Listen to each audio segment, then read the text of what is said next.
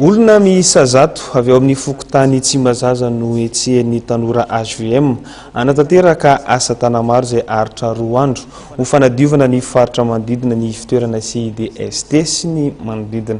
Fanampanazavana avy hatrany ary.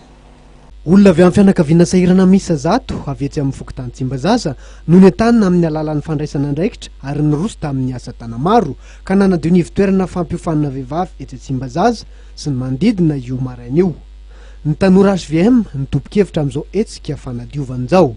Efa faritra maromaro ihany nataonay tanorany HVM zany dia natsiaro izay hoe eto Tsimbazaza no natao manaraka zany no asa manaraka. Efa nisy action natao teto zany dia fahitanay tsikaritra tokoa fa maloto noho le ady le andro afiorana dia tsaratsara no hoe atao kely ny fanadiovana. Aritra 2 andro izao asa tana maro iarahana amin'ny hifokotany Tsimbazaza sy ny tanora HVM zao.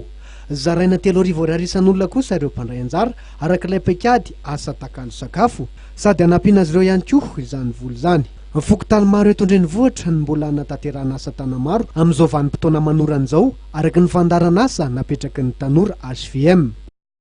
Dia izay ihany koa tompo kilasy tovovavy masaka azona tolotra ho antsika tamin'ity androany ity tato amin'ny vaovaon'ny fahitalavitra MATV. Isaorananao tsy nisaraka tamin'ny fahitalavitra MATV mbola nanaraka hatrany ary niaritra hatramin'ny farany fotoanan'ny vaovaontsika tamin'ity androany ity. Mifamby fotoana eto indray isika ry mijery ajaina ho amin'ny rahampitso indray. Veloma tompo kilahy, veloma tompo vavy.